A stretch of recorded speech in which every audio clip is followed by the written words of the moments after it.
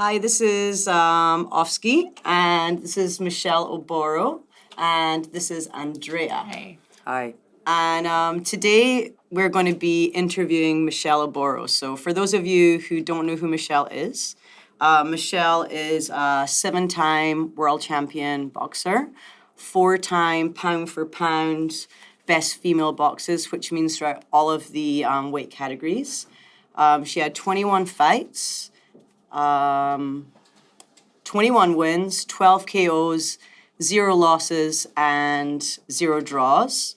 She was also in kickboxing. She had 35 wins, 1 loss, 1 draw. And it says here from Wikipedia that Aboro has not officially announced her retirement. However, if she should decide to remain inactive, ultimately to retire from boxing, she would join Rocky Marciano and a handful of others in boxing history to retire as the undefeated world champion. Yeah，我待会儿会就是翻译这一段啊，从中文角度来介绍一下 Aboro。Michele Aboro，我们今天的采访对象呢是7次世界冠军，4次全重量级的女性最佳拳手，21次的这个比赛当中有21场的胜利，那就是全胜的记录，12场是 knockout， 然后0的输记。那么在拳踢上面，他有35场的胜绩1平，是这样的一个记录。那接下去我们会聊到关于 Michele 的一些生平，以及他现在目前是加入另外 Rocky Marciano 和很多优秀的拳手进入这个最佳不败拳手的这个记录当中。So tonight is part of the Elevator residency, and we're doing this as part of the club night I run, HTTP.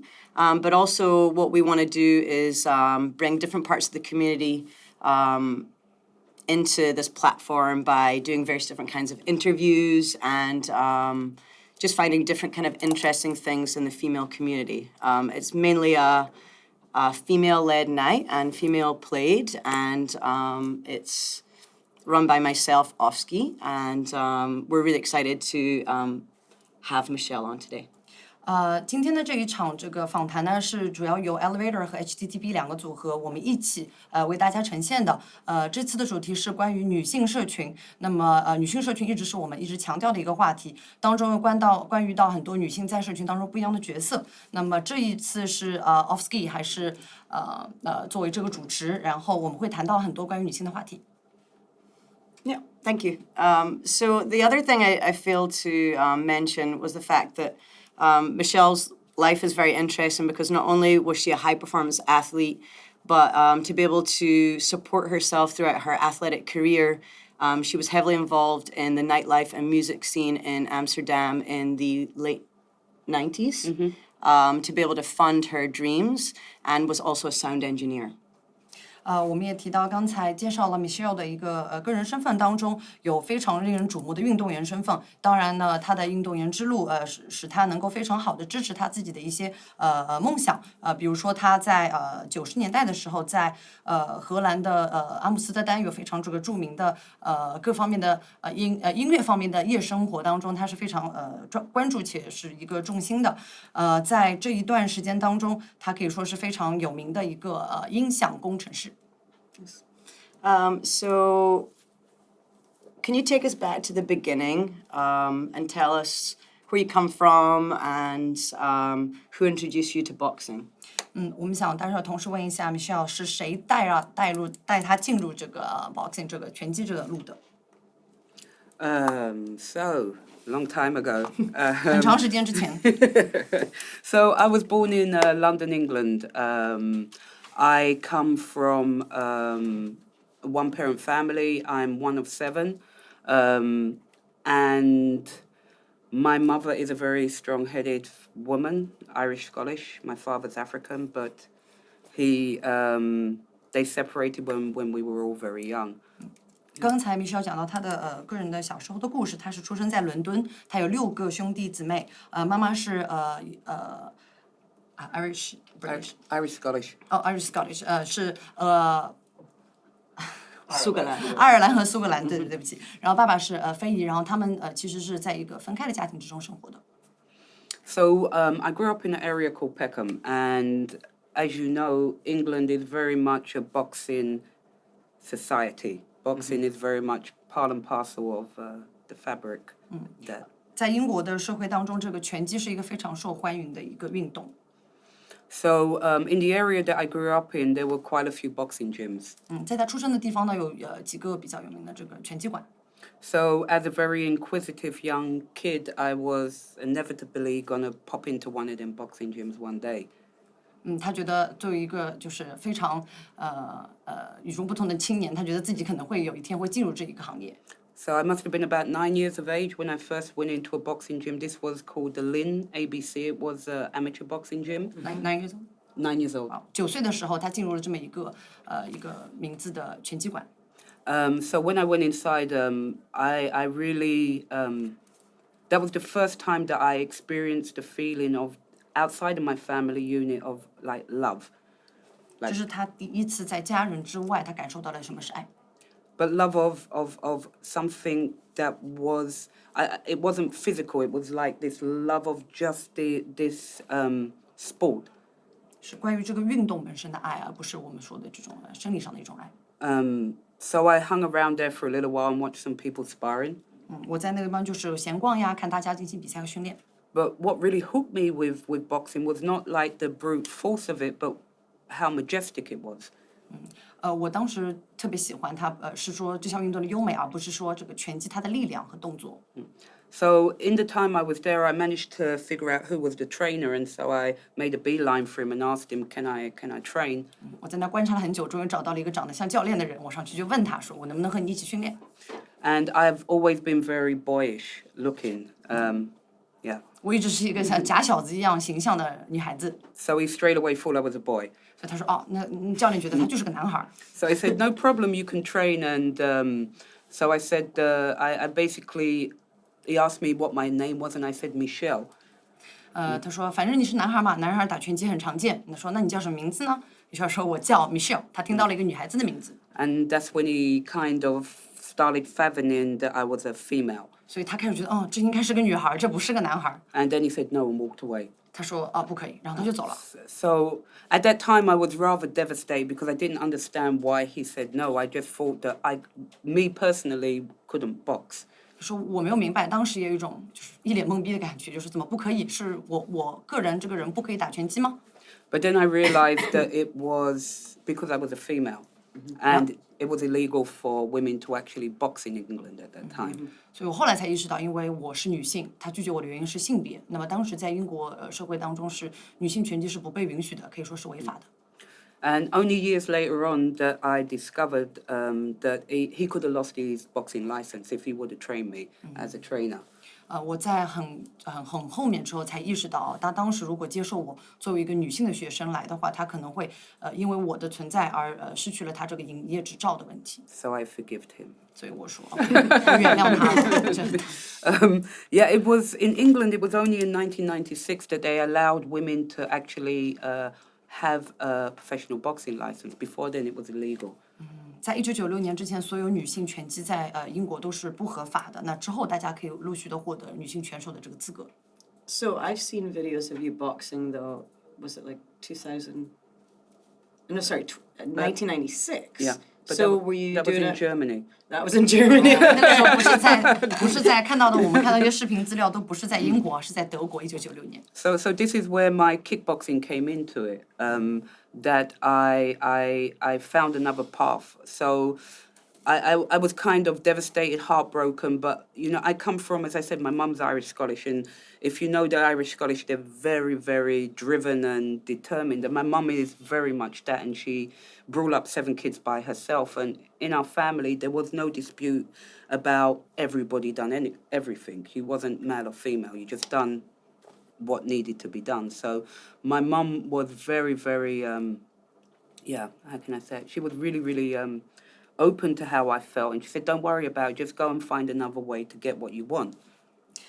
后面 Michele 提到说，这就是他怎么开始他的拳踢之路 kickboxing。因为当时他说他觉得受妈妈的影响非常的多，因为妈妈是一个这个文化背景非常强大，然后又一个很执着、很坚毅的女性，因为她一个人要带起7个孩子，在家庭氛围当中，不是说啊你是男孩你是女孩，你们分别要做什么，而是说你就是一个分子，你就要去做这些事情。所以在他当中，他妈妈鼓励他说，也许这个条路不属于你，你可以找一个别的方式去走这条路。Yeah, so I started judo, karate, stuff like this because this was okay. 然后他开始了空手道啊、柔道等一些其他的练习方式，那个时候是被允许的。And then I hung out with 2 brothers, Julian and Andre, who introduced me to my first trainer, a guy called Lincoln Boney. He really mentored me. I met him when I was around 16 years of age. 在他16岁的时候呢，他和2个男生啊，一个叫 Julie，一个叫Audrey。他们2个当时就是一起介绍Michele认识了现在的教练 Lincoln， 当时是16岁的时候。So Lincoln had enabled us. We were a group of about 12 young, mainly black kids in the middle of Brixton, just after all of the riots and stuff happened in Brixton. So he started this kickboxing club there called Sutando to do, to see, to perceive. To do, to see, see, to perceive. It was called. And he really mentored all of us. We were young and we were just reckless and like You're young and dumb. Fire. Yeah, we were on fire. And he was able to get us to channel that fire in a very, very positive way. Wow. Sounds like a really good coach. Yeah. 他说到了自己和教练的关系啊，当时和教练在 Brixton 这个区域，他们有一个拳踢的馆，那么他们一起就是训练的是12个黑人年轻的，可以说是年轻人，就那个时候对于年轻人来说是情绪啊，就是状态各方面都是特别火的，他用了 fire 这个词啊，那么他想说教练在他们这几个青年的训练之路上是非常不一样的，他指导了他们去把这些能量和这些可以说的力气啊之类的花在了正确的地方，所以他非常感谢教练对他的引导。So this is how I first started in competing. We were called the Vipers. Yeah, I like the outfits. The outfits are cool. 他们那时候组合叫 Vipers， 然后对他们开始比赛。Yeah. So we were lethal. And are any of these the brothers? Or No, the brothers are not in there. They're in the one where we're standing in the kind of parking lot, which was where we with trained. the black Viper Yeah, stuff on. exactly. Yeah. Oh, there. Oh, There you go. Okay. So the 其中的 two 2位 guys that stood next to me, these are the 2 brothers. On either side. Yeah, 对， yeah. 在Michele 左右两边的是那2位。Are you still friends with these boys? Yeah, I actually brought this one over. I met him. Yeah, this is He was Julian. training. He was a 其 coach 中一位 in 来到了 Aboro. 上海，来到了 Aboro 的地方。 Yeah, so I brought him over a couple of years ago, and he stayed 几年 for a 前。 year and coached at Aboro kickboxing. You guys 他在我们 are 这里也进行了拳踢的这个教学， balling. Absolutely 看 balling. 看当时的照片啊，真的是非常的不一样。我让开一点。It was quite hilarious because we had this gym didn't really have much, and I really truly believe that it's not what you have inside of a place that makes the athlete. It's what that coach can actually pull out of the athlete. We had a running track. We had a tennis court with no real net. It's in Brixton, and we had this gym room with a wooden floor and 1 bag. Yeah. And that's how we trained. And out of the 12 of us became not all world champions, but all of us became a champion of some kind, be it British, European, international, or world. All of us. 所以他提到他觉得教练的重要性啊，因为在当时的这个硬件条件非常差的 Brixton 的这个区域，健身房里只有1台跑步机，一个这个网球的场子，一个沙包。然后他相信说，大家在这么艰苦的环境之下，多多少少12个人，不是每个人都是世界冠军，也至少是欧洲冠军或者英国冠军之类的。觉得教练在带领这12个拳手的过程当中是非常不一样的，他能够引领你去到很不一样的一个道路。 So actually, this takes us to a really kind of interesting kind of point. So all of us here are kind of tied through community projects. So, for example, of course, Shanghai Community Radio, they're doing an amazing job providing for the underground music community. And, the funding there is something they're always trying to explore. They've got amazing flip-flops for sale and different kind of ways of fundraisers and club nights. And then You're heavily active, Andrea, as well, as is Eric, who's here. They're, would owners be the right word, Eric? Owners of the clinic? Oh, yeah. Yeah, who also do a lot of great things for the community. They do some pro bono things as well for people who can't afford to get rehabilitation. So you kind of put in, you're kind of funding for that. And then yourself, obviously, with the Aboro and the Aboro Foundation. And then with my swim team, for some of you guys who don't know, I'm also a swim coach. We do quite a lot of fundraising and community stuff. We've donated as well towards the Aboro Foundation. But how did this gym, how did it get funding? Like, were you guys paying like a very small membership? Because I'm guessing you guys weren't from an affluent background. We were paying no membership. We You're didn't paying have nothing. money. You want to I'll translate? quickly Sorry. translate. Yeah. 我要翻译一下前面那段，因为很重要。之前Novsky 提到了关于社群项目，因为社群其实是把大家连接在一起的一个很重要的东西。比如说这次我们上海 Community Radio 的这个电台，我们支持了非常多的地下音乐，他们做了很可爱的，刚刚说了各种周边啊，好玩的那种拖鞋啊等等一些周边产品啊，能够让这个地下音乐能够继续得到一个推广。包括我 Andrea 和我先生 Eric， 我们是 The Clinic 的我是工作人员，他是创始人。那么我们在这个整个过程当中，也只提给社群，尤其是运动员等等一些公益性的一些项目，比如说他们不能够支付他们的康复费用等，我们在很大程度上是非常支持运动员的做公益项目。Cheryl 自己是个游泳教练，很多人其实大家不知道他的这个身份，他也做了很多的这个公益的活动，为 Aboro 的基金会呢进行一个筹款。And also to add as well, Elevator, they run on a Wednesday night, they do something called Groove Lab, and that's a community project where they'll have established DJs and producers will come and actually show the community for free how to DJ and how to produce and different kind of nights. And they always have the doors open as well for people who maybe can't afford ticket entry just to get in touch. And they try and support by giving back to people as well. So all of us here are bound by similar things. So Elevator 作为一个非常棒的地下音乐的地方，其实他们每周三呢是有一个公益性的项目的。对于大家有些人可能没有办法支付得起这样子的入场券，周三是一个很好的机会。有很多免费的音乐会提供到大家，有 DJ 啊，制作人会去。因为我们相信社群连接是非常有力量的一件事情。同时想问一下 Aboro 是如何在这个社群力量之下成长和进行训练的 So you guys, there's no membership. 他们当时健身房没有这个会员制。How are these coaches doing this? Well, it's kind of like if you could pay, you paid a couple of pounds. 你能付多少钱？付几块钱。And if you couldn't, you didn't pay. And they still welcomed you with open And they arms. still welcomed you because, you know, it was a very turbulent time. You know, if you look at the 80s going through, I started with Lincoln in 86. And this was when, you know, a lot of funding stopped to a lot of projects all through London. You had this law that was coming through, SUS, which allowed police to just stop and search, beat up, throw in the back, take away young black youth. And so a lot of these guys, a lot of the people that we were here, we actually, myself included, were exposed to this kind of violence. So what Lincoln really wanted to do was to show that young black youth did have, you know, a way to get rid of that frustration and that anger that was actually being built up from the infrastructure that was running at that time. Wow, that gives me chills. So I'm guessing, are you kind of getting stopped in the street? Was that a typical thing for other black women, or because perhaps that they were pegging you as a male, or they were assuming you were a young black male? Yeah. 之前提到了一个文化历史背景啊，就是在 Lincoln 那个区域的地方，其实86年是一个非常可以说动荡和一些法案颁布比较让人不适的一个状态之下，因为当时就是颁布了一个法案，是规定警察可以随时随地就是停止搜查任何人，但当然是黑人年轻人为主。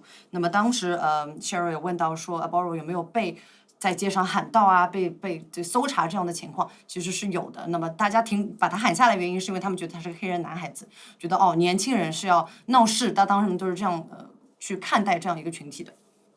So, looking at a picture like this, like clearly you guys look like you're, well, maybe it doesn't look like a sports club. It could look like any kind of club there, but you guys don't look like you're to be reckoned with, right? So, what was your on the street? I'm guessing you guys are getting respect from all of your peers, but then maybe from the powers higher than you, you're getting oppressed. Exactly. But the thing is that we knew sport. Well, Lincoln taught us how to use sport in such a way that the people that were oppressing us had to end up respecting us because of what we were doing. 他说，其实教练在当时这个特殊情况之下，他对他们的指导和如何去发扬这项运动的方式，让当时除了同年人特别的尊敬他们之外，当时对他们有一些可能压制思想甚至抵触情绪的人，也慢慢的开始尊敬这群人和尊敬这项运动。So I'm pretty interested to know what was the culture like in London or in your specific area in the boxing gym and with your friends when it comes to you're obviously you're training very hard. So like how many hours a day you're training, and then what was the music influences, and what was your day-to-day like in training at that time when you're coming up? Cheryl 想知道一下关于当时在伦敦的文化背景，Aboro 的训练与朋友交友的状况和他的音乐背景。And is this Brixton at this point? This is Brixton. I just Peckham is not so far, South London. So it was, Public Enemy, African Bambaataa. NWA. It was all of this very, very dark, heavy hip hop that actually, enabled you to be reggae too. It was a big thing. We loved our reggae music too, and going to sound systems and stuff like this. But it was very much a hip hop culture, and it was a thing. We took this American hip hop as a thing of that. It was now a time where black youth could stand up and say what was on their mind, instead of having to be what's the word for it now? Having to be the gollywog. You need to say certain things to be accepted and put on happy face. Yeah, to get that record deal. And now it was, people could say and express themselves in a lyrical form and say what they felt. And these guys were getting record deals through saying what they wanted to say, instead of having to, say what other people wanted to hear.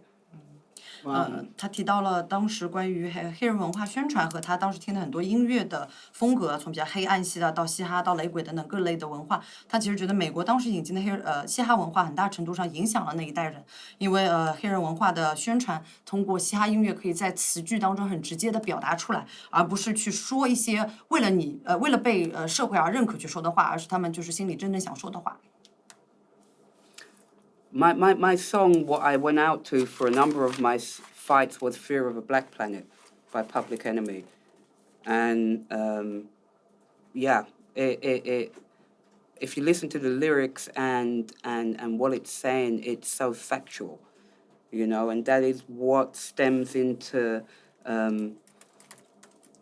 the powers that be, or the people that are allowed to have the powers, why they are so scared and why they need to. Look at today, it's not really changed that much. It's sad, but it really hasn't really changed that much in 30 years.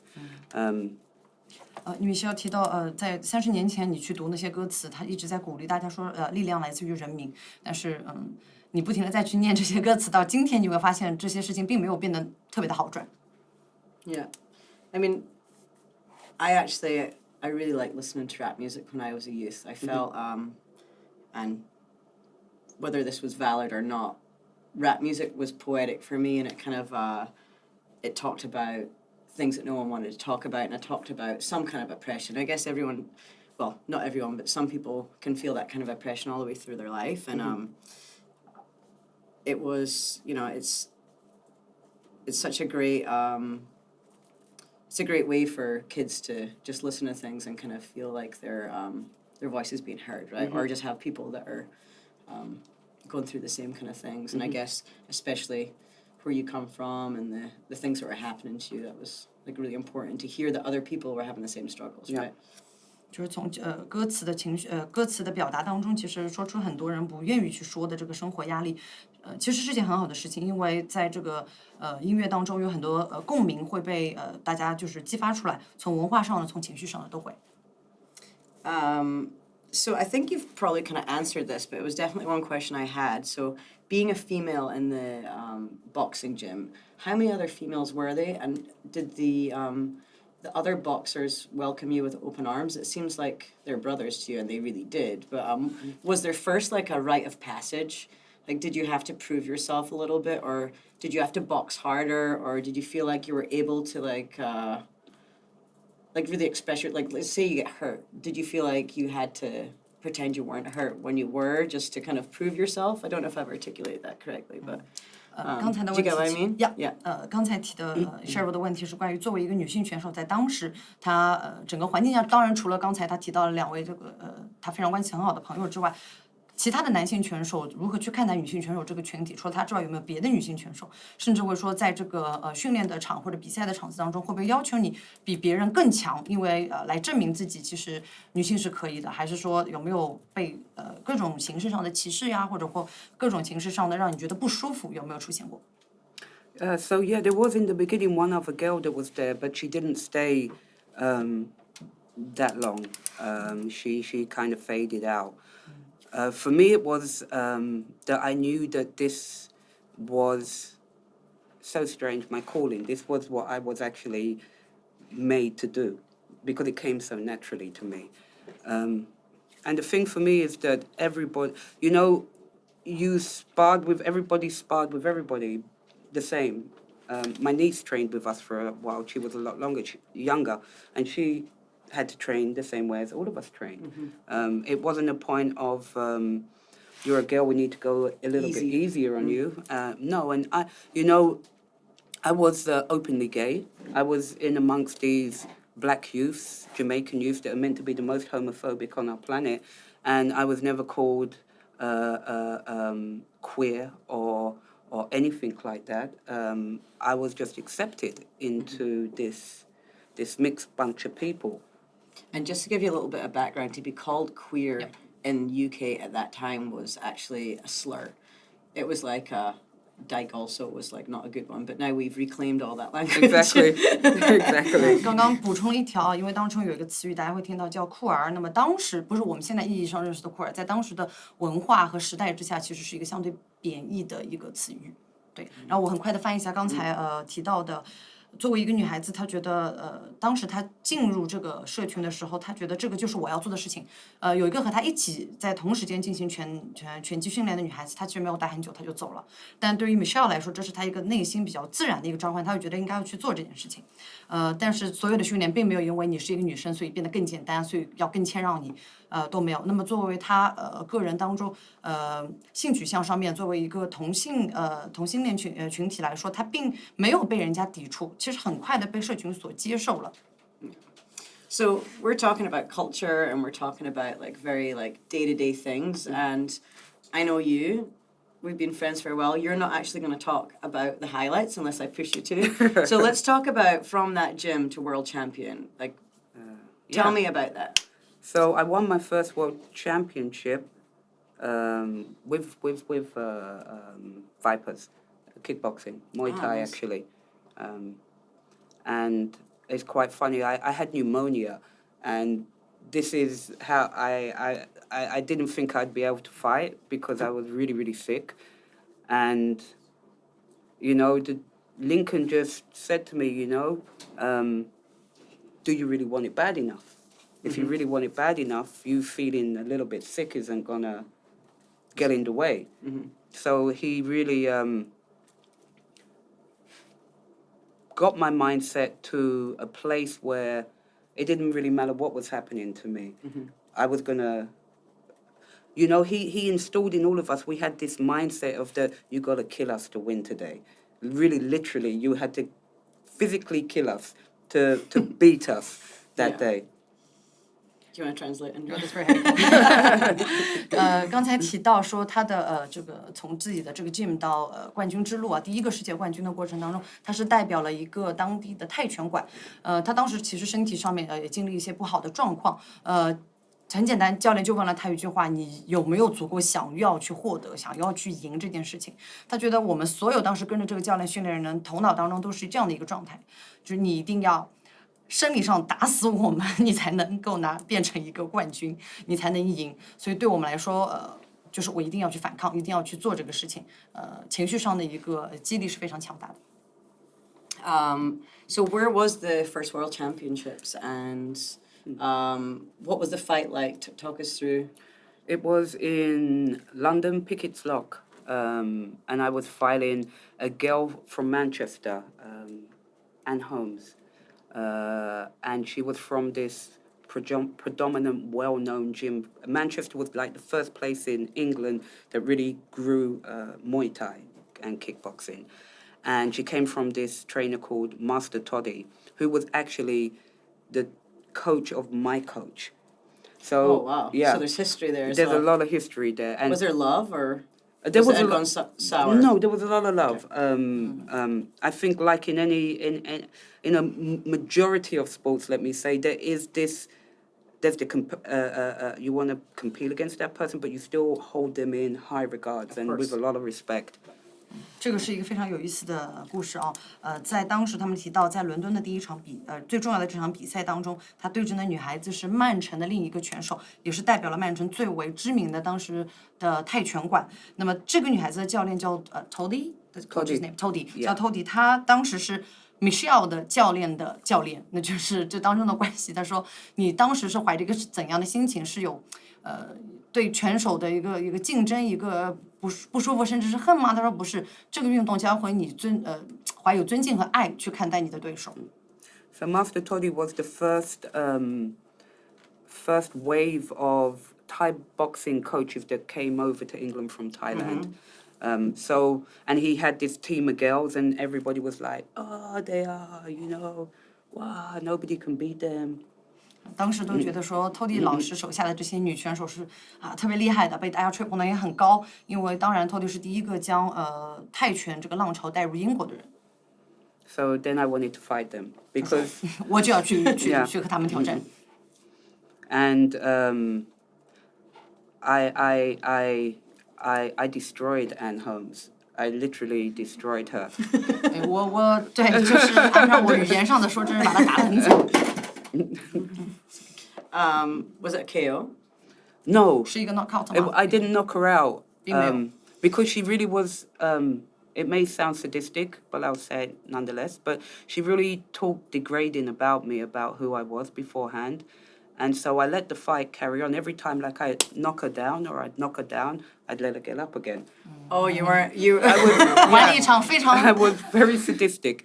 非常的，对，就是刚刚就说那从其实刚开始，因为那个女孩子的整个的声名都很大，她并没有去重视Aboro Michele 这个对手，所以在这场比赛当中，她并没有把她 knock out，而是每次把她打瘫在下面的时候，她说没事，你可以起来，就是再来，我还想打瘫你第二次，就这个往返了好几次。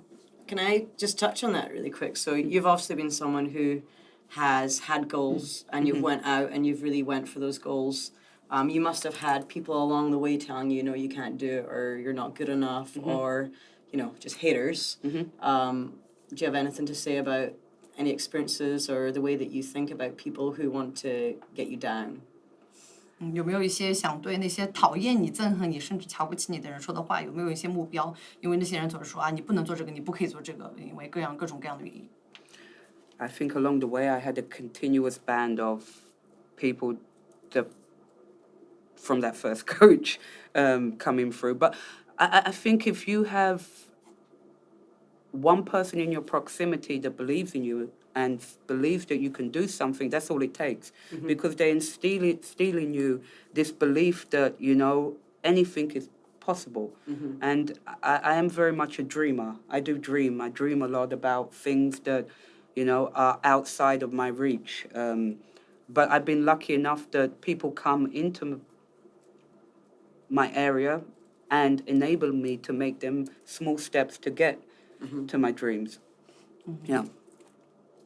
Michele 提到说，他觉得自己是一个有梦想的人。他一直是说，在整个这个职业历程当中，你只是需要有一个人，当然有很多人会不喜欢你，会说一些话，你只需要有一个相信你的人就足以。那么所有的事情都是有可能的，而且从性格当中来说，Michele 特别喜欢去做一些自己觉得范围之外的事情。那不是一步到那个位置，而是一步一步、一小步一小步积累起来的。Did you develop thicker skin as you had experience? Or was it something that was very natural to you? And did you ever have a time where you really wanted to give up, like throw it all in when things get too much, or you feel like, just that kind of, there's no point, that kind of feeling that we can sometimes get when we can get down on ourselves? Yeah. 有没有任何情况想要放弃，觉得哎呀这一切都不值得，没什么可做的？I think I was born with thick skin. All of my family. 我们全家可能出生都比较脸皮厚，没有放弃的这个意思。I can remember seeing my mom at the age of 3, somebody spitting in her face and saying, "You nigger lover." And my mom saying, "Don't do anything. Let's just walk past." And so from this, we grew up in a time in England as kids where I don't know if you know Mosley. That whole it was a whole movement, and it was very right wing. And they would put petrol bombs. Like my mum experienced petrol bombs coming through our house and having to get the kids out and stuff like this. And so we grew up, and we really, the 7 of us were like this band of brothers and sisters, and with my mum. So her family disowned her when she had mixed-race children. So we were very much isolated on this kind of island. So we became very thick-skinned, and we wouldn't let anybody outside penetrate or go near any of us. 其实提到了关于他的一些就是家庭的背景，他们其实是非常强大的一个因为他是7个兄弟姊妹和他妈妈一起。当时那个有一个很多的社群对于黑人女性黑人就有很多的歧视，会说很多污蔑性、歧视性的话在英国。那么甚至有在这个非常暴力的情况会出现他妈妈曾经就是带着他们7个兄弟姐妹逃离这种汽油弹的攻击。对他们来说，其实他们一直非常独立，他也很强大，觉得任何事情都没有办法打倒他们。整个家庭的连接也是非常伟大的，从来没有被任何事情打倒过。所以他觉得在我一路上我不会是一个轻易放弃的人。So, what mental tools do you use when you're under pressure? So a lot of people who will be watching this will have different kinds of pressure. It might be a young DJ way to play like a massive gig, or it might be pressure in work life, or pressure outside of that. What's your kind of tools for dealing with that kind of pressure? 有没有任何释放压力和精神上压力的一个方式？ When I was competing, I used to walk myself through everything, like from the beginning to the end, just analyze, see it, already live it in my mind, and be able to, when it came to the point, it wasn't so taxing. And Yeah. 在比赛和训练当中，他会一步一步的去视觉化的已经去想象这个事情正在发生，他会慢慢的去分析每一件事情，然后当这个事情真的发生到你面前的时候，你会觉得更容易被接受。Yeah, in sports we call this imagery, Yeah, and we get our exactly. athletes to walk. And did your coach teach you this, or was this natural for you? It was very, very nice. For me, in the beginning, it was a point of that I didn't have a choice. 对，起初来源对他来说这么做是因为他没有选择。There was no choice. So how can you walk yourself through something when you can't predict what the other person's going to do? 你怎么去帮助自己走过一个你没有办法预料到的路？ I knew that other person wasn't as mentally strong as I was. Mentally, I was so mentally strong that, as I said before, you would have to literally kill me to win. 他说：“我一直觉得自己头脑上的强大程度是很高的，没有人会打败在这方面。 Because I didn't have a choice, I couldn't go back. 你知道我没有后路，没有撤退， Yeah. So this is part survival as Yeah, well. This was totally like survival. it was your ticket. 是一个生存的一个唯一的途径，就是往前走。 And talking about that, so you were training at a high performance level, world class level. How were you funding yourself? So we talked about how the gym was funding, and still that was, I'm guessing it was a lot of voluntary hours for the coaches. You personally, you were working, or how did you do this? 当时Michele在如何职业道路上是能在经济上如何支持自己去完成这些的。 In London, I was basically we had a gym which was a part-time gym. So we were competing at a professional level, but we were training on a level where we had a gym that was only open 4 days a week. We made the time. Outside of our coach found places that we could train, but we made the time. Like if there was a point I had to run, I would go running. I didn't have to be told. As I said before, I didn't have a choice, and I knew this was my only way out. So I done whatever it took to be able to try to find an edge on my opponent. And you naturally knew how to find that edge, it sounds like. You were Yeah. thinking and plotting and scheming I was and possessed. planning, and you're I was possessed. possessed. Yeah. I was possessed. I was. Yeah. Yeah. 关于他在当时训练的情况，他在经济上面其实他不像很多选手，他是一个职业，是一个全职的，他是个职业级别的兼职的运动员，因为他只能一周训练4天，包括训练的一些时间的安排都是非常的随机的。他就是说我讲真，就是因为你没有什么选择，所以你要强迫自己去做这些事情，适应自己的训练等等。那么等于在这个整个过程当中，不停的再去试探这个继续训练和比赛的边缘在哪里。So, I mean, clearly you have a natural ability for boxing. I mean, I've seen you move in an athletic capacity, and you're fluid. Like you're born for. I think I believe that whatever sport you would have picked, you probably would have been district national level for sure, if not international. Any sport you had selected. But how much do you think it's mindset, talent, physicality? Like, what's your kind of I believe mindset and training along the way outruns talent.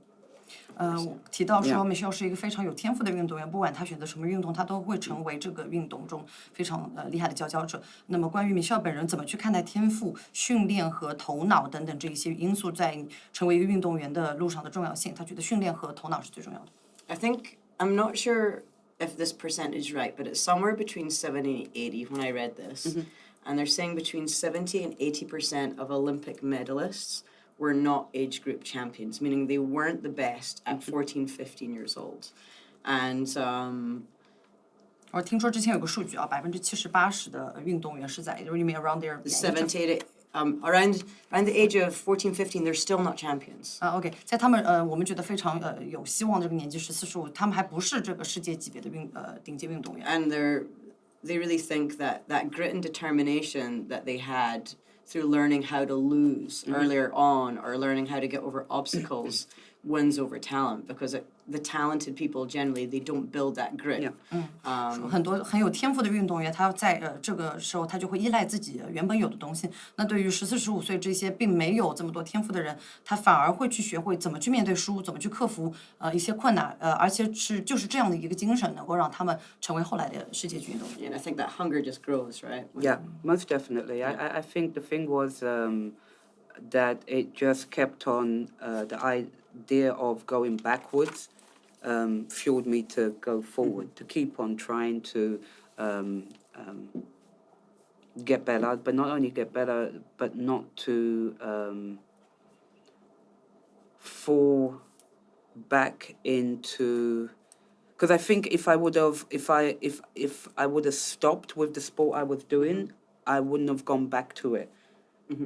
Yeah.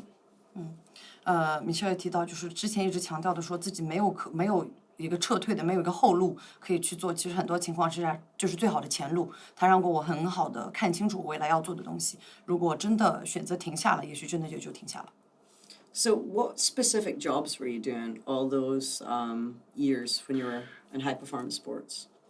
When I was because I traveled to different countries. So you were London, Amsterdam, Michele 去了伦敦、阿姆斯特丹、 Las Vegas. I went there as I didn't have to work there. Okay, you were sponsored. I was Do you want to sponsored. talk us through that? Yeah. So in London, I was not sponsored, and that's when I first started working on doors, different clubs. Bouncers. Yeah. So nightclub doors. Oh, OK. Let me go through. 但在伦敦的时候，他还不是一个赞助运动员，所以他就是必须要做一些兼职来够支持他自己的这个生计。当时在夜店工作就是一个选择。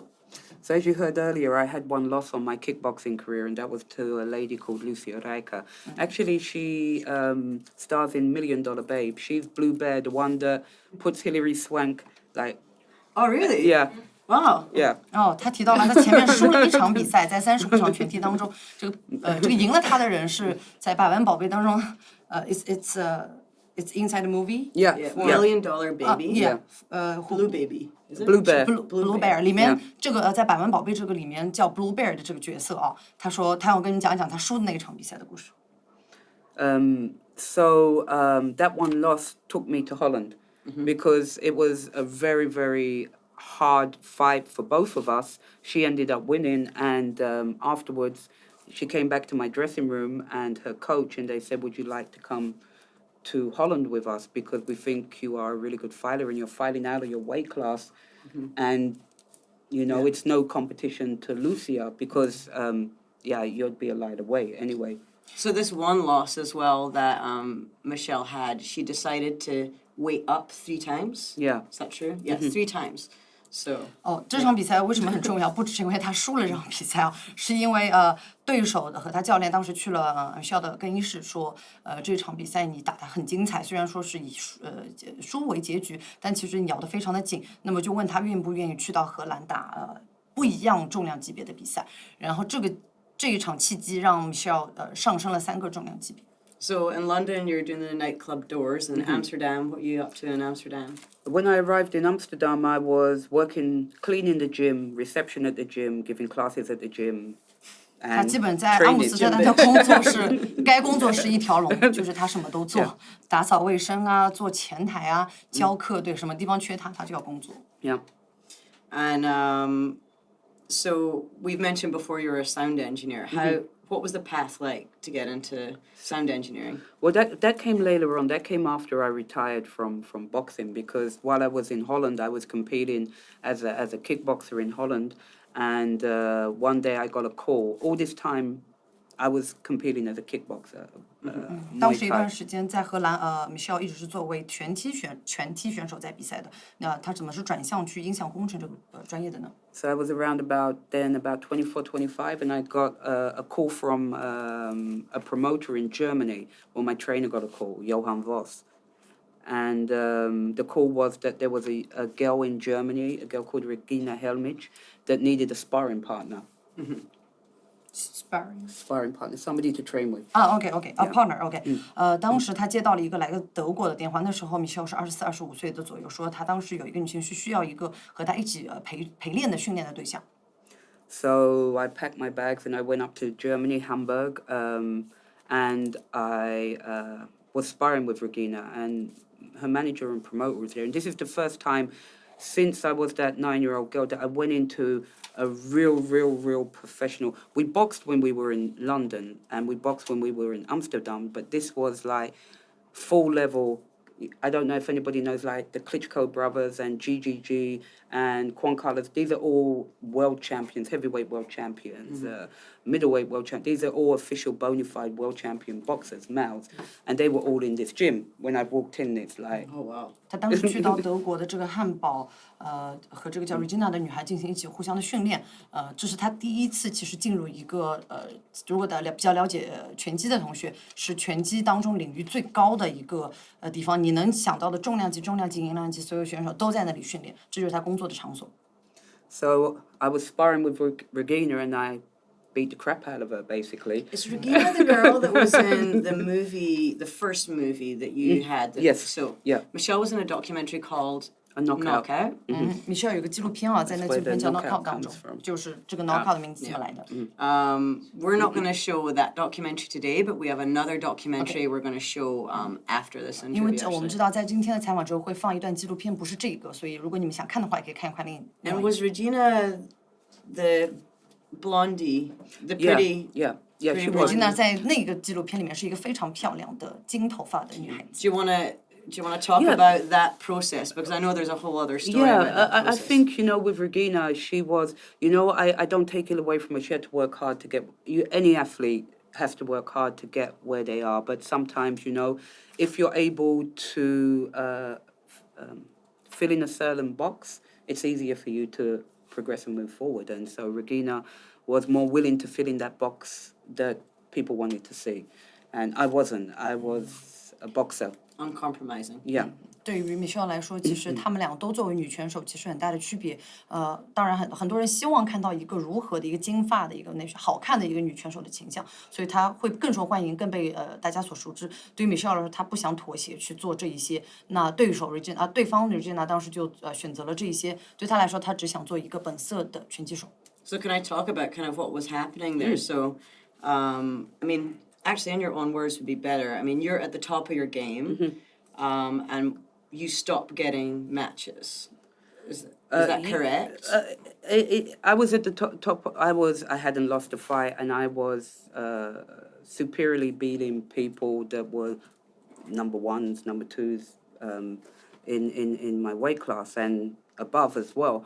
And basically, after one fight, my promoter and manager started to say that, ZDF, because I was being televised by ZDF, and they were saying that ZDF didn't find me promotable anymore.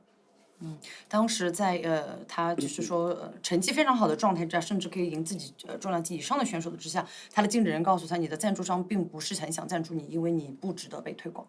So they wanted to sexualize you, pretty much. Yeah. 他们希望强调关于女性这个性别上的特长。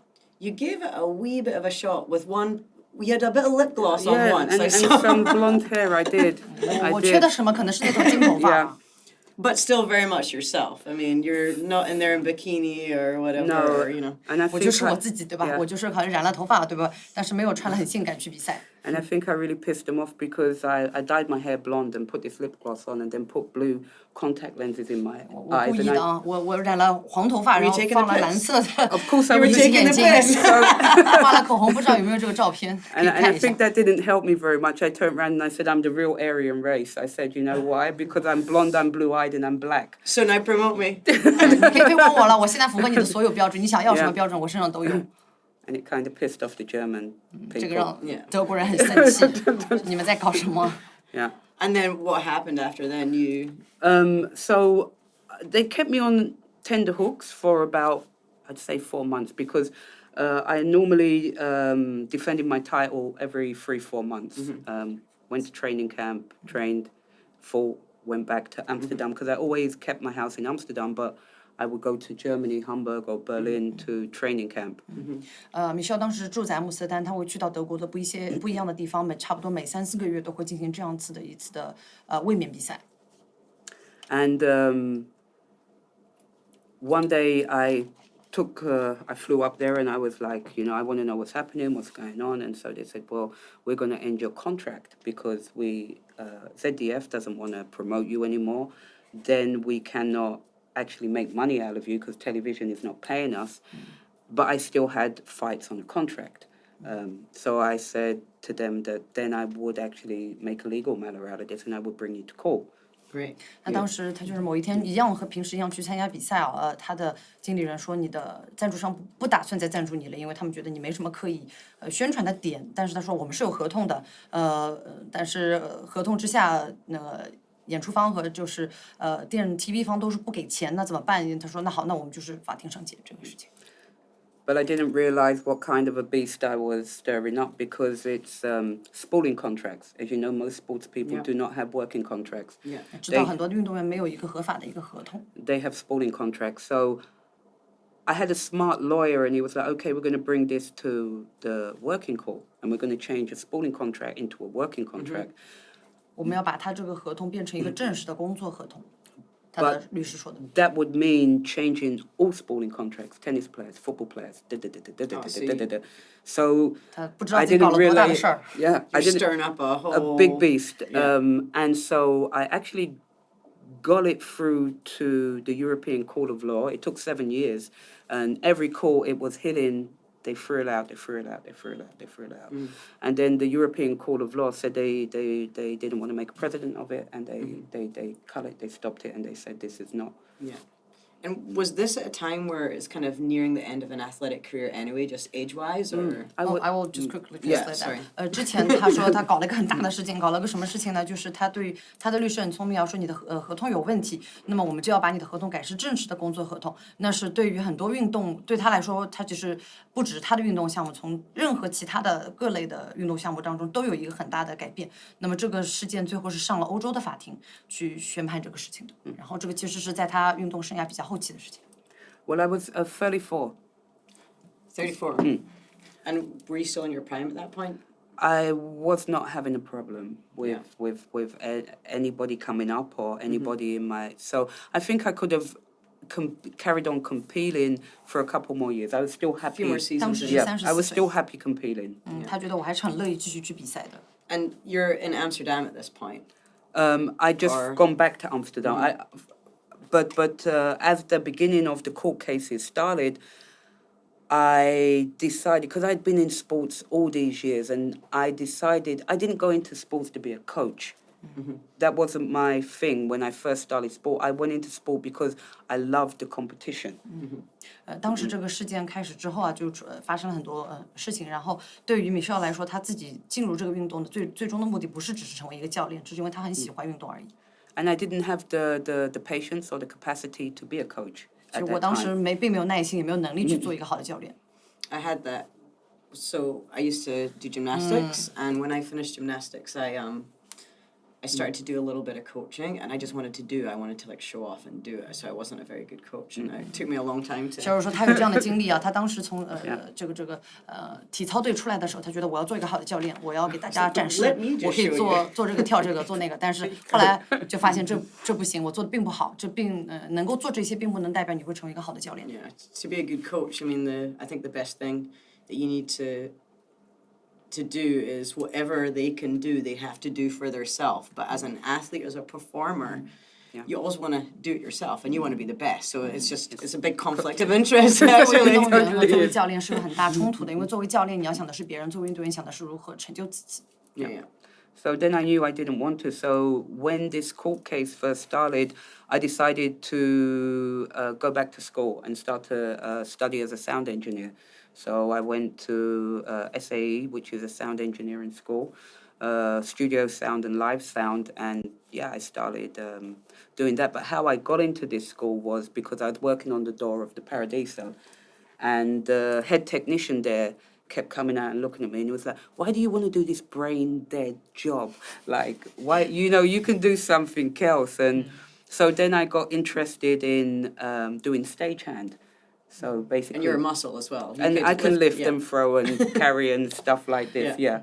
Michele谈到自己在这个案件开始的时候，也是他职业生涯比较晚期的时候，他怎么是进入去选择就回到学校进行音响工程的学习，从这个录音室啊、现场音效各方面，还是要感谢于他当时在做一份无脑的工作，就是在夜店门口做工作，做这个职位。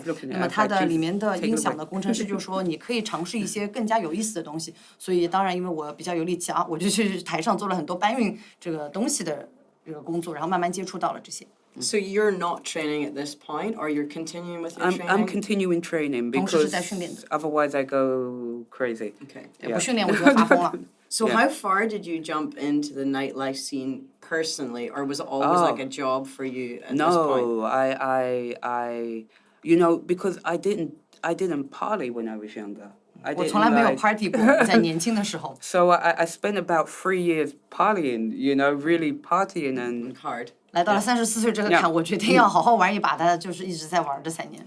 The nice thing was that on the road is like the first band that I actually got signed up with was Jonah's Policewoman. Jonas Policewoman. Yeah, but not because I was a good sound engineer, because I'd been doing sound for about 3 months. But because she saw me, she goes, "Oh, she's got really big arms. Look at her arms, and she'll be great on tour." 他说他当时和一个乐队签约了，那个叫 Jonas Policewoman 的乐队。那说为什么人家签到他？他说并不是因为他做的多好，他才做了3个月，并没有很好，可能是因为我胳膊比较粗。 And she's still a really good friend of yours. Yes, she is. She is a very close friend. 乐队到现在为止都是我特别好的朋友。 Unfortunately, I really made a fool of myself when I went to Michelle invited me for dinner with her. 他们上 And 次 then 去吃 after 个 we 饭 went out, and then I said something terrible to her. It's still every single time I think about it, I just cringe. We can't say it online. We'll forget it. But yeah, she's something related with the band. Oh no, something very sexual to Oh, her okay. face. OK， 然后当时我说了一个在性方面特别不该说的话。Really not good. So much so that I think she went over to Michelle and said, "Take me home." 他跟 Michelle 说带我回家，这个整个事情让我想起来都很奇怪。So Jonas policewoman, and then what other people were you working with? I've done some work with Anthony and the Johnsons, a little work with Rufus and Martha Wainwright. I really like to work with these kind of avant-garde bands. Done stage sound, like the Paradiso is like the mecca for concerts, actually in the world. Like people come like Prince has been there, rolling like mega bands, and this place only holds 1,500 people. So it's a tiny little church in the middle of Amsterdam, but like these mega stars come. And this is where I learned the trade. It was in there with like these. One time I'm walking downstairs and there's James Brand like filling his face with powder. You know, so the same thing like what's his name again? Who used to be messing around with as well as Amy Winehouse. I done monitors for her when she came kind of cohesive, and it was the other dude that was totally. She was seeing at one stage, totally off his face. Is it Pete?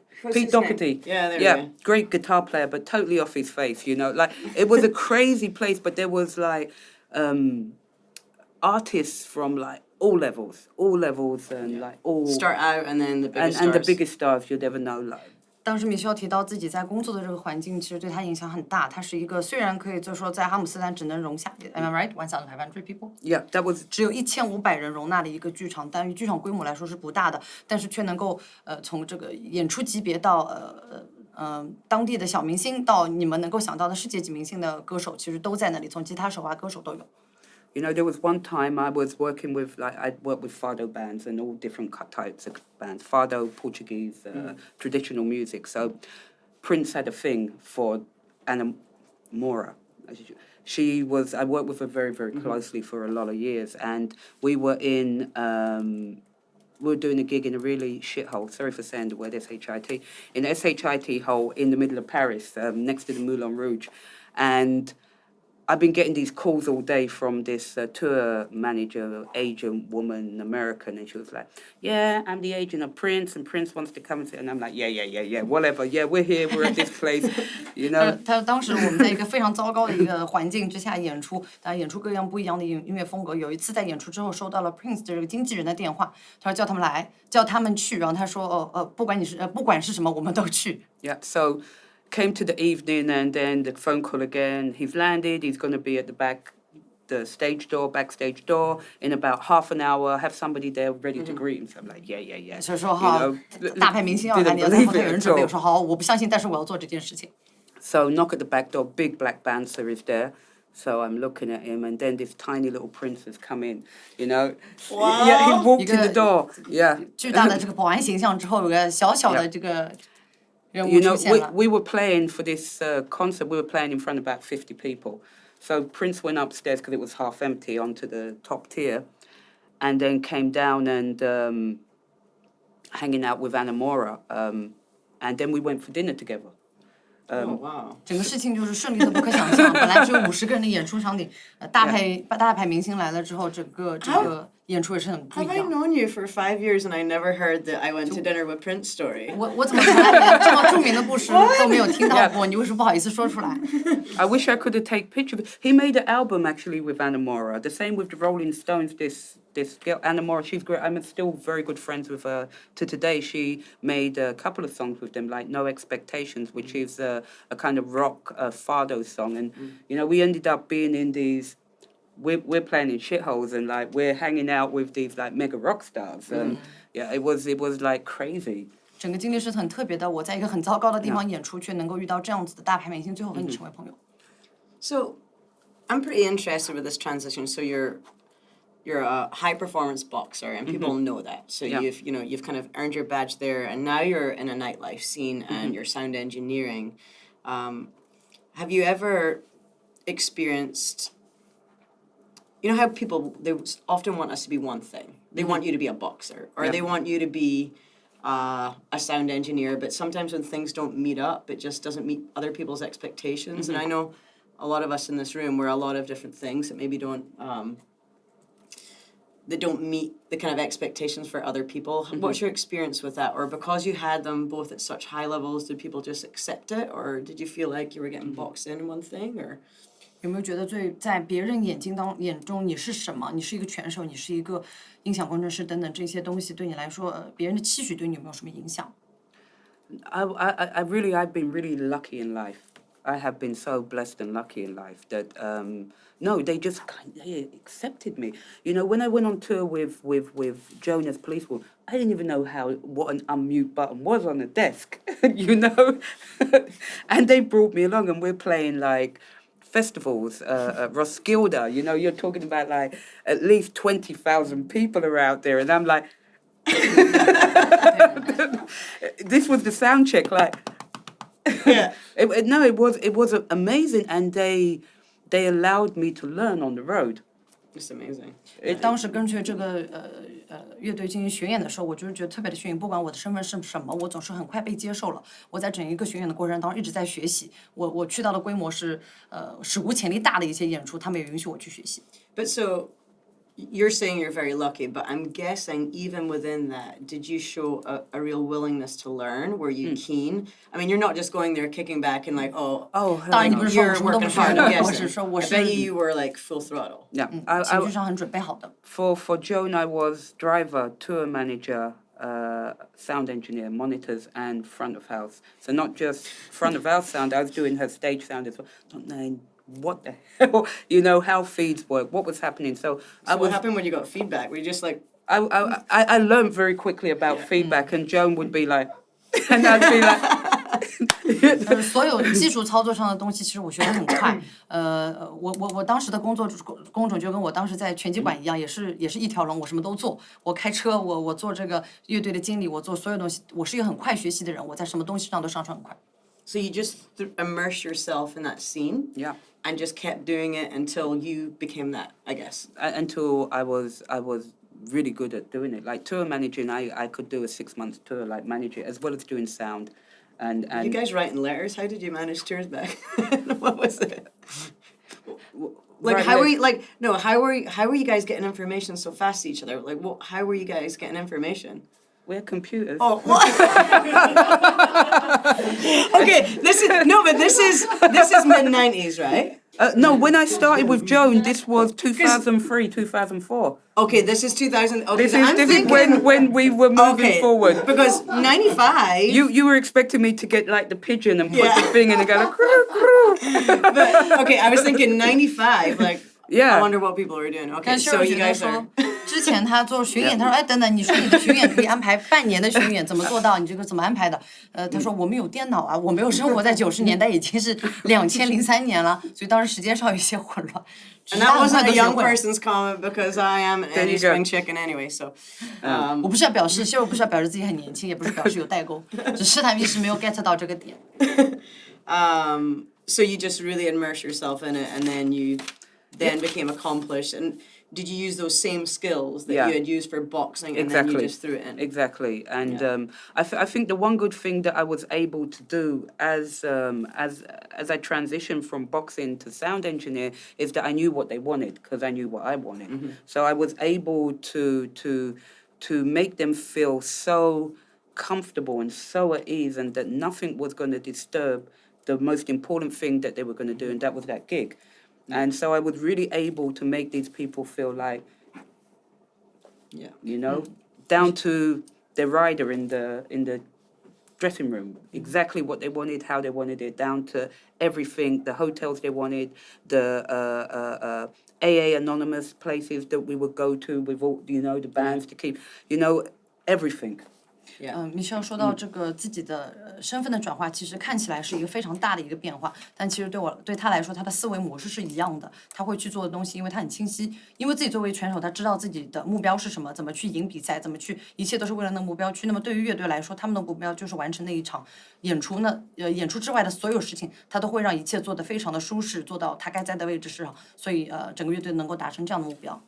So I'm interested to know what the transition's been like. So now you're not involved in nightlife at all. I mean, I know what it's like trying to go to dinner with you, and unless it's like a 5:30 dinner and then in bed by 7:30, it's not happening. But what's the transition like? So you're immersed within this scene with all these people who I'm guessing you guys were having a good time. You're partying. You're also working these events.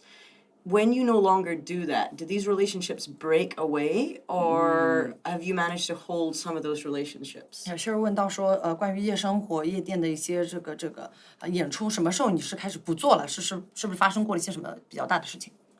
No, I have. They're my friends. 没有崩裂情绪，但我们都是朋友。And it wasn't about just working together. It was about we all had a very deep connection, which was. It worked at that moment, and it enabled us to actually, become something more than we thought we could be, something different. 对我来说，这不只是工作上的伙伴，其实是情绪上、情感上的一个挚友。I mean, that's really good to hear because, when you immerse yourself into any kind of scene, whether it's boxing or music or whatever, always the worry is that becomes your everything, and then when your everything is gone, like, where do you go? And I've had this conversation with a few different people, and right now, I'm completely immersed in two different things. I always think about this kind of thing, about, what happens to the relationships, because I think we're always driven. I don't know about you guys, but I'm really driven by relationships. Like I like that connection with people, and it's part of the reason I like to do things. So. Cheryl 刚才提到了说，当你每次沉浸进入一个东西，比如说你拳击，比如说音乐，如果从中抽离出来，你会不会特别的不舒服？因为对他来说，他有这样的对话和很多人都聊过，关于他是一个非常被感情和连接驱使的去做一件事情的人。那不知道 Michelle 在这个方面是怎么想的？ So do you want to try and take us up to current date? Oh, yeah. So, 现在时间来到今天当下。How I got into Shanghai basically was I've known Musker for many years. I've known Musker for maybe 18 years because the scene in Amsterdam, the queer scene in Amsterdam is big but small. So everybody knows everybody. And I lived in a house which was called the Vicar, which was actually, first of all, a house for fallen women back in the day in the 1800s. Oh, really? And then they changed it into a house just for women. So this was totally like gay house. Queer house. It was a place where a lot of people frequented, and it was very much like after Roxy or these different clubs, people would come and hang out. And so I knew Musker from back then when I would be like, I need to go to bed now, piss off. Yeah. So did she see you go through quite a lot of girlfriends? I never went through a lot of girlfriends. No, I'm just asking. It sounds like you're king of this queer house, and I'm just assuming. No. Okay. Michelle 谈到说，她跟自己现在的伴侣 Musker 认识有18年了，18年当中，他们包括他们的这个文化、居住的背景、各种环境，是不是说他现在伴侣经历过Michelle 之前的所有的女朋友？他说啊，我并没有很多的女朋友，澄清一下，不要乱说。Yeah. We were in contact with each other when I was touring, and she was in Shanghai at that time, here. Musker 当时他们在保持联系的时候，他已经来到了上海。So she was getting a book together because she wants to write a book about the 3 generations of females in her family and how this interacts. Because in China, women are mainly, how can I say it? Sucked out of any kind of inheritance or anything like that you would get. So she was writing about this. 当时 Musker 是在上海准备写一个关于3代女性关于中国文化背景之下的性格和她们社群的位置。So I had a break on tour and I said, I'll come over and visit you. So I came over to Shanghai for first of all, it was for a week, and we got along and we hung out, and I stayed here for a couple of weeks. But 一周变了好几周。 yeah, while being here, I was looking for somewhere to train because I still like to train regular, 当时来就是来拜访，但是也想找训练的地方， and couldn't find anywhere 但是上海那时候没有。好 except for this was now 2012, right? yeah no. think That's when I lived here. When I just came to this was 2009. It was a 2009 year 年的样 before 子在上海， Expo. 世博会前一年。 And the only gym there was Thomas Osfit. 当时是 Toma 的这个 Aussie Body Fit 的唯一一家。 Yeah, exactly. And I was like, I ended up teaching a class there, and I 最后 was 我变成 like, 了在那儿教课的人， Not into it. no, I was just like, you 他不 know. 是很喜欢这个经历。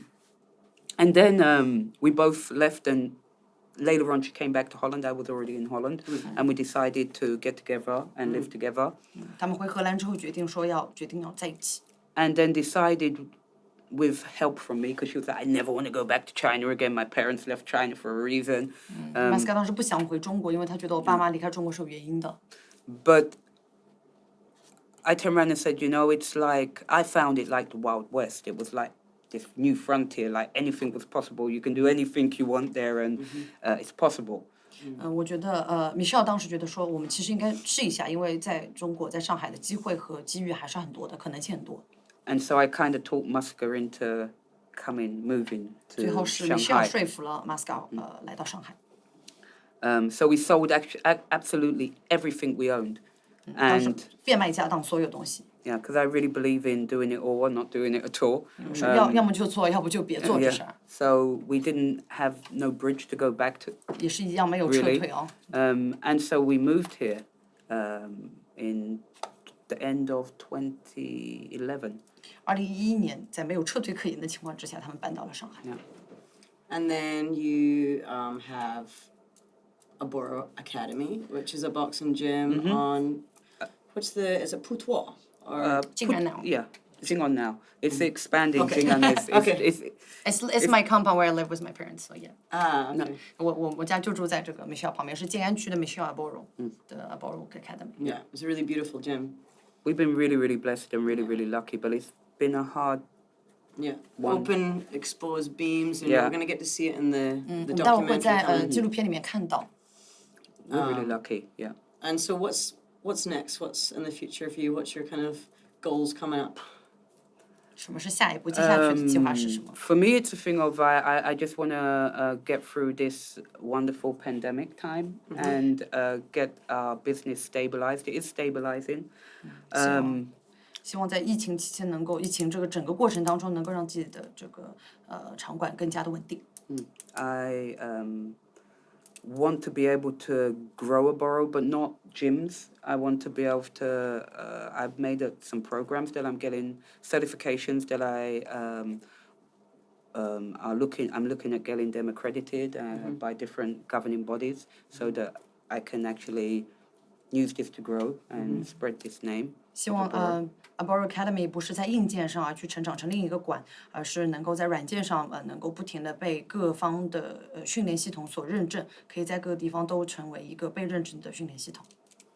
And the foundation, are you able to access the kids that you're usually training, or with the virus, is it a little hard? Yeah, it's difficult at the moment, but we have one class a week for the kids that we keep on having there. There's about 12 kids that come in and do the class. Are they coming to you now? Because Yeah. didn't you used to We go done to live. We done live screening. We done Zoom and done the classes with the Must be kids. cute. It is very cute. It's cute looking at the coach giving these classes, the way he's running around, you know, in front of this.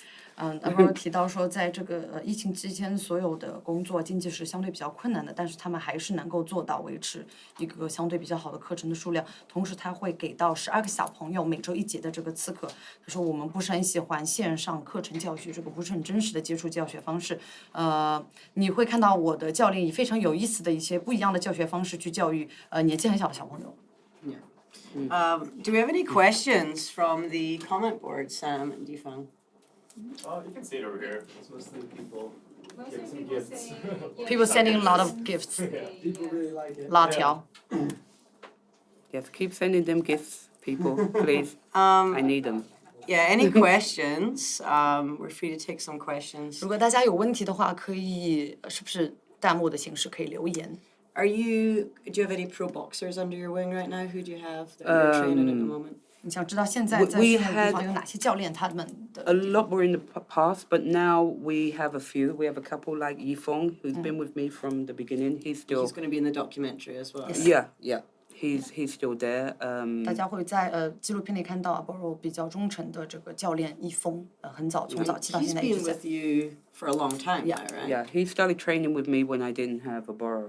When I was wow. 易峰 training 是跟随 Aboro 一起训练，当他没有这个馆的时 How 候， old was he when you I started? met him. When I first met him, he was about 19. 19岁。 Yeah.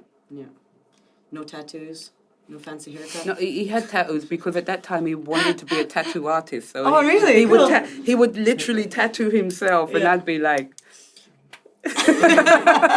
他说易峰当时他的教练易峰当时是不是没有纹身，头发也干净？不是，易峰浑身都是纹身。他当时如果不成为教练，就成为一个纹身艺术家了。 Is there any questions popped up? Not yet. Not yet. I would like to take this opportunity to thank Andrea. She has been an incredible Very translator. stressful. You were really, really good. yeah. And, you know, as well, one thing that links us, I mean, we're all actually friends for quite some time. So I met Andrea when she was 21. Like, how many years ago was that then? It was like, oh, is that I was Is it going to 8 say years now? ago? Is it was Yeah. somewhere 7 we've to known 8 each years 7, ago, 8 yeah. years, and we're climbing friends together. And then Michele, we've probably known each other for about 6 years. Yeah, exactly. So our friend Leotine, she was good friends with you through Masca. And actually, when I found out she was friends with you, I was like, I need to be introduced. Like, I just want to meet Michele because I knew about you. And actually, when I remember seeing your photo in the papers when I was like a teenager. I remember having this image. I wasn't quite sure if I knew your name, but then when I heard you were in Shanghai, Oh, back in England. back in the UK, UK, I have an image of you as a boxer. I remember this, and then when I came to Shanghai, and I don't know, I saw some documentary or I saw something, and when I found out one of her friends was friends, she was like, "Please, can I meet her?" So I was first introduced to you like kind of as a fangirl. Yeah. And then we became friends, so that was really nice. Yeah, very cool. Cheryl 提到他之前在英国就是在报纸啊各个新闻上面就看到过 Michele，没想到来到上海之后，居然和 Michele 还有共同朋友，就拉着共同朋友说能不能介绍我认识 Michele， 我像一个小粉丝一样的，现在在上海能够看到 Michele。 Yeah. And and all of us kind of represent people who are a lot of things to a lot of people. So I was trying to I wasn't being distracted when I was on my phone earlier. I was trying to send pictures of Andrea doing various different things. Let me just see if I can send them. So Andrea, she likes to surf. 我和Cheryl 是在 Let me 攀岩的 see. 时候认识 I don't know if we can get them up. Let me see. This Do you want to just explain? women surfing is like a photo same everywhere on the world. Yeah. 对，我比较喜欢运动，然后跟Cheryl 认识的时候，其实上海比较小的一个群体啊，做走扁带、攀岩的 climbing slackline, so quite a small group. Now I growing to a 200 people WeChat group.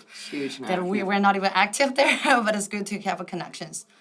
But just talking about how you don't need to be one thing. We can be many different things, and I think sometimes people try to box you, and it's something actually that I really struggle with day to day because I'm a leader and I'm a mentor, and I take my job very, very seriously. But I always worry if people find out I'm involved in nightlife and I'm running clubs, and I feel like I have to protect certain elements of my life.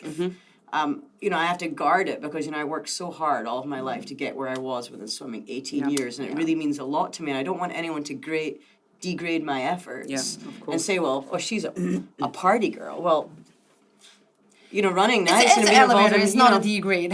No, but I just mean being connected to things that don't meet people's expectation as a struggle. Yeah. Cheryl 提到，尤其作为女性，在社会当中，人家很喜欢把你放入每一个角色。她就提到自己的生活背景，她是一个从事职业18年的，待会儿从事这个游泳教学18年的教练。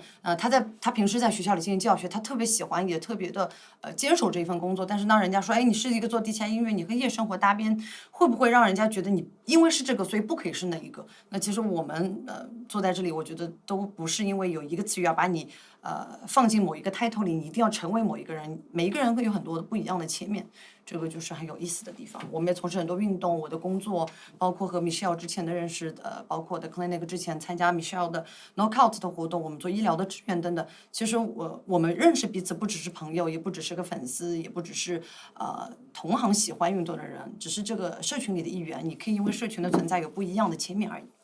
Yeah. Any questions coming up? 有没有问题？ Katie has a question for you. I sent it over to your WeChat. Okay, let me see.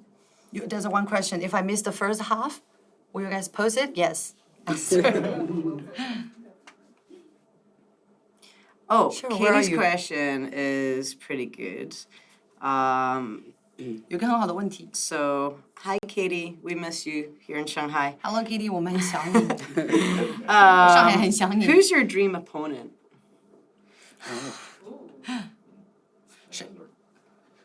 谁是你最想要的对手？ I think if I look at the fighters of today, I would say Katie Taylor. Katie Taylor. Katie Yeah, Taylor. yeah. And what generation is? She's now. Yeah. She's now. 如果是以现在当下的这个年代来说，是他。 Yeah. Yeah, I would have loved to have fought somebody like that. 我很愿意和这样一个角色的人去进行一场比赛。 Is she similar style to the way you box? Similar, 风格呢？风格上比较 similar, 相 but 近 but 相近。 less powerful than I was. She has a nice style. She's more amateur. She's turned pro, and she's at this moment she's one of the biggest named females, next to Shields. 在 Shield 之下，她是最有名的一个女性选手了。风格上没有Michele 这么的强有力，但是风格特别的有意思，有技术。 And have you ever tried Chinese boxing or Chinese boxing。 Tai Chi or is it Tai Chi? Tai Chi. Tai Chi, I know, but is that? That's pinyin, I think. Yeah, pinyin yes. 太极。 有没有 I 打过 done 太 it for a 极？ 11 in the park. Yeah. Jing Yang Park。Jing Yang Park。 Yeah, I did enjoy it. I did enjoy it. 我 It 还 just, 蛮喜欢太极的。 it just came to a thing of the not having the time to be able to give it what I would have liked to. So if I'd rather not do something than do it half, actually. 我不希望半途而废啊，我只是尝试了一下它。如果我真的有机会尝试太极，我会很认真的去做。 Yeah. Oh, there's some swimming pictures. Yay. If there's any women boxing or maybe kickboxing race only for women here in Shanghai for professional level. 职业女性拳击比赛吗？职业还是什么？这里看那个职业或者业余的。Any level like a professional or amateur level? Is there any women boxing or kickboxing race here? A competition fight here? Yeah, there's many of them. 应该有很 There's 多。 for like top level, you have like Lu Gan, who is up in Kunming, who has a couple of actually world champions, Chinese guys, WBA. He had one of the first WBC world champions in China, Zhong. And you have Kulon Fight, which is one of his professional level, which is like Glory, K1. So it's high level. And you have a lot of the amateur fights that are happening around the gyms and stuff like this. Would you like to introduce the knockout? Oh, you have the knockout. 刚刚说 September. 了两个比赛，现在聊 Actually, 一 in 下他的。 September, September the 21st, we will 9月 have, 21号， it will begin with the 11th one. 第11届的 knockout 的比赛，9月21号。 Yeah. So on the 20th, deal. we'll have an introduction at Aboro if people want to come along and sign up. What was it? The 20th is the introduction. 21st we start. Sunday okay. the 20th of September. Do you want to Okay. explain the process a little bit of it's a knockout? Uh, Knockout. Yeah. So you need knockout. to come. It's a 12-week program where knockout 是一个12周的项目， it's very intensive. You have 9 training sessions a week. 一周有9个训练计划日。 And at the end of it, we will pick a number of people to compete. 在这个训练营结束的时候，我们会选择一部分人， Not just from the fact of how good you can box, but what you've actually put into the 12 weeks of training. 不是说这个12周你成为了一个多棒的选手，而是说12周当中你投入了多少。我们是这样的一个选择标准。Yeah, they're really fun.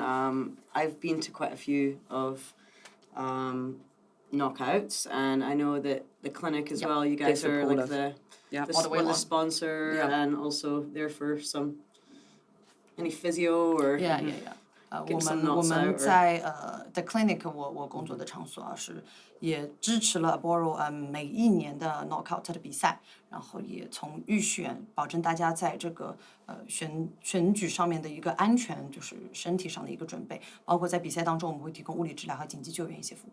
It's really fun. There's food, beer. Just come in, hang out. Very green grass. It's really relaxed. So it's really fun. 其实是很有意思的，每一年都会看到，每一次比赛都会有很多身边的朋友互相来支持彼此啊。当然不只是为了喝啤酒啊，享受那个状态，而是整个社群带给大家的一种互相鼓励、互相帮助的状态，就是很美的事情。If you can, how could you follow what's going on with Aboro? Would you like be in a WeChat group or Instagram, or how would you do that? We're on Instagram. Yes. 怎么去 follow Aboro Aboro Academy 的一些动向呢？可以在 Instagram 上面搜索 Aboro Academy. Yeah, we're on DMP, Instagram, Facebook. 大众点评 Facebook, Instagram.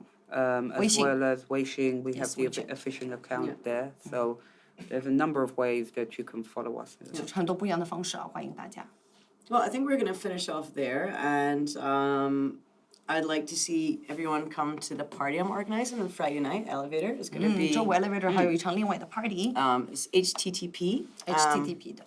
And there is an amazing lineup for that party. So Ray Ho, Sinti, Inan, and myself for the warm up, and it's going to be like a fasten your seatbelts kind of night. It's going to be really fun. I can't wait. 带大家起飞的一晚啊，周五，希望大家。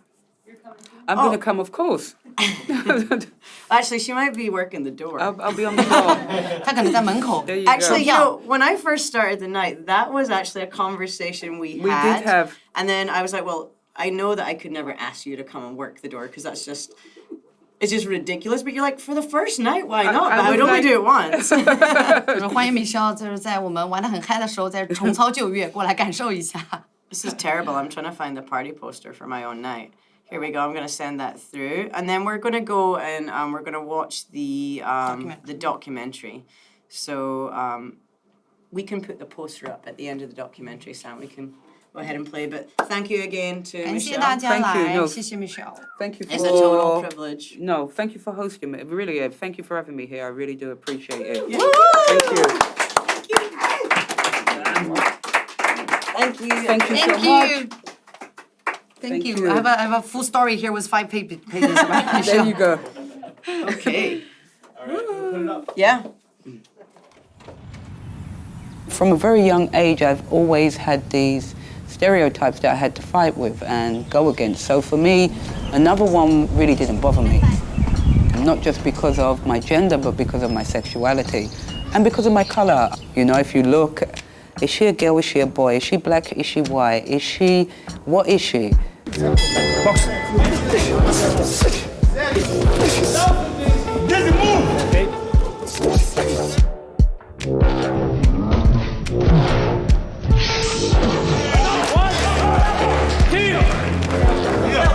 Three, 4.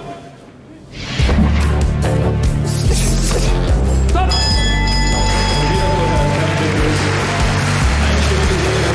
Michele Aboro. My name's Michele Aboro. I'm a former undefeated world champion boxer.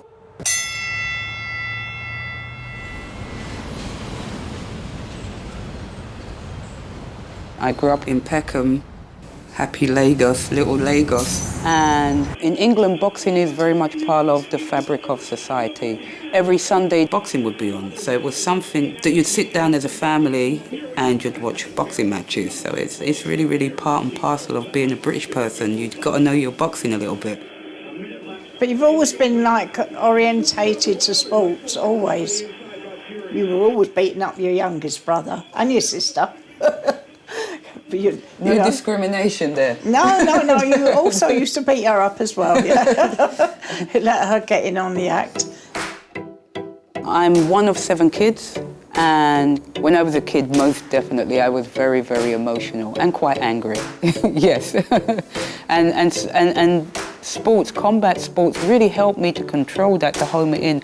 You know, I was like this atom bomb. At any moment, my mum, as I was growing up, she would always be, I don't know what to do with you. All of my brothers and sisters, I was the most, how can I put it, the most dramatic one in the family. I was always getting into trouble, climbing up, you know, I was always doing something. And sports really controlled me. It really helped me find peace and tranquility. Memories. That's that picture that's up on the wall. My first initial interaction with boxing, I was told I couldn't do something because I was a girl.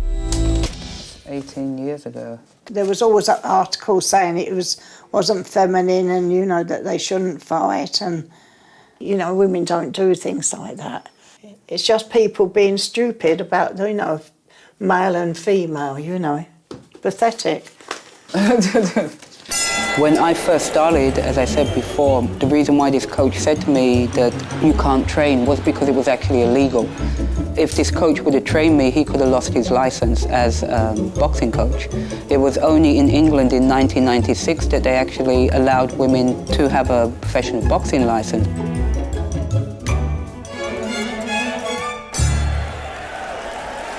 I think you were looking for a way to get the excess energy you had out of you because you could never stay still or in one place for very long. You were always very, very active. I won the arm wrestling competition, yeah, didn't and I? you beat everyone by a mile. That was fun. They were all so fed up with it. Where I grew up in London, there were 3 different boxing gyms in that area, and I went to a boxing gym that was about 5 minutes walk from my mum's house. Bye-bye, Mum.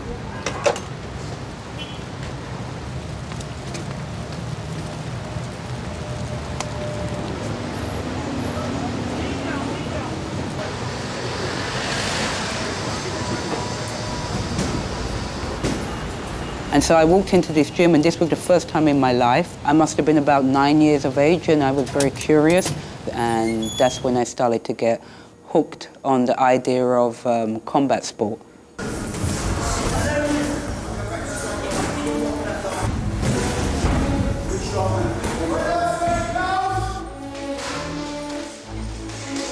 I must say I was really blown away with the majestic beauty of boxing, because there were these guys in the ring, and to me they looked like these ballet dancers, you know, beautifully choreographed movements. And it wasn't about them punching each other. That wasn't the part that really, really amazed me. It was the part of how they could not be hit. And, you know, it was like they could read the mind of the other person.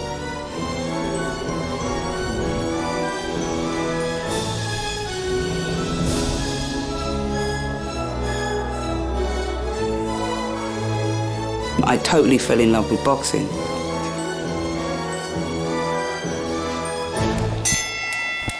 It didn't matter what anybody threw at me, I was going to go through it and get to the end. I didn't let people bully me. I knew I could be very, very good at this, and so I wasn't going to let anybody push me off of my journey in this.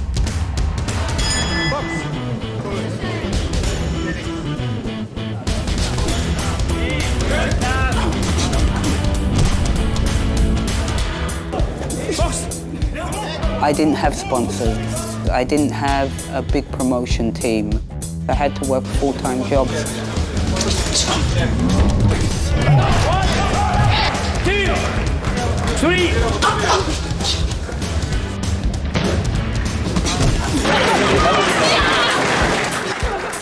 When I won, it's like when everything comes together and then you are told you've done the right thing. Michele Aboro. It really installed in me that I had made the right decision. It gave me the ability to believe in anything is possible.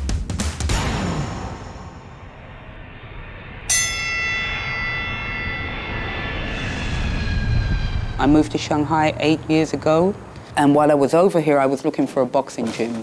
I couldn't find anywhere to train, and the idea started coming around in my mind that maybe it might be a good idea to do something over here. And I came to visit, who was not my wife then, and we arrived here with just this idea of that we wanted to open this gym, but we weren't pushed. Actually, a year before we found Aboro Academy, I was diagnosed with stage 3 breast cancer. I think being diagnosed with cancer, this gave me that push that made me want to get this done before I don't know what, you know, the idea of legacy. And so that was very predominant in my mind. I was thinking I could die from this. I didn't know. There was nobody telling me you'd be 100% fine, and it had started to travel through my body. And of course I tried every preventative there was out there, because one thing we all want to do as human beings is we want to survive, you know, and I wanted to survive. I wasn't ready to die yet. But then you get through the night, you wake up in the morning, and it's okay, you know, and you move on. And because I was still teaching through the time when I was going through treatment. Time! Let's lose the ropes. Good job, guys. A lot of people, my doctor too, was like, no, you need to stay in home and stay in bed. And I think if that would have happened, I don't know if it would have been a nice ending to the battle I was fighting with cancer. So, jab's going to be thrown to my head by my partner. We're not going to swat it out the way. We're just going to parry it by deflecting that punch to the side. This way I keep control of the person in front of me. But so your partner's going to throw a jab. I kept going, and I kept on having a life, having this business, having to get this ready, and having somebody like Yilan behind me supporting me and being there and saying, you know, this is okay, you know, you look fine today, you look great. You know, even though I look like SHIT, she was there and saying, no, you look great, you know, come on, you can do it, you know. So a year after that, when I had finished with chemotherapy and was going into radiation, we found this place. And in 2014, we opened Aboro Academy.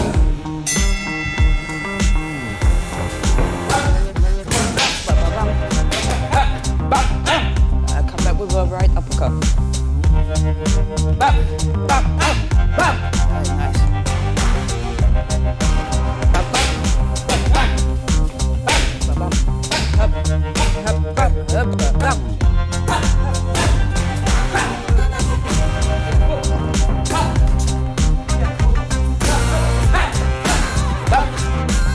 Mind the hair.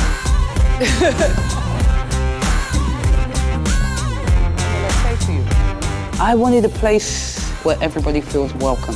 We really pushed hard to make it feel different from other boxing gyms, that when you walk in the door, you're not confronted with that very typical stereotype boxing gym, that you come in and people greet you, make you feel welcome. The people that come to our academy, Aboro Academy, are everybody that I expected, that I wanted, that I dreamed of having. 5 seconds, last round for you guys. 3, 2, 1, let's go, box. It's like the United Nations here, you know, you have people from all walks of life, from all countries in the world, you know, from an athlete on a very high level to a person that has never ever trained before and never ever thought about boxing before.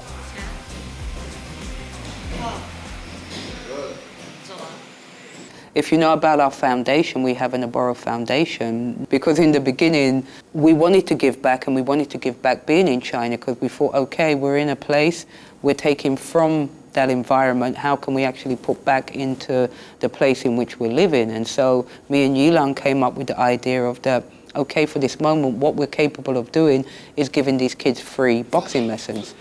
So one kid turned into basically 21 kids along the way, and we were giving them 3 times a week free boxing lessons. It was after I was clear for 5 years. We spoke about having a child as a same-sex couple, and we went ahead and done it. Life being a mother has changed what I want in life, what I want to do, what I want to be, where I want to go. In Shanghai, you don't have these blue days very often, where the sky is like piercing blue. The sky was like that on the day she was born. And so when we looked out the window and saw this, we were like, wow, look at this day, it's amazing, you know, and we didn't really have a name because we didn't know if it would be a him or a her, because we didn't have the sex identified. We wanted to be surprised.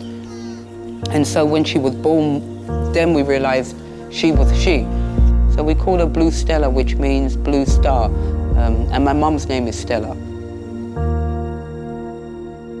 For me, really what is important now is that I can actually do the best possible thing, not just for my daughter, but for the community in which I live in here, for the people that are around me. I want people to actually understand the beauty and grace that I found in boxing. What people think of boxing is this angry, aggressive, violent sport is far away.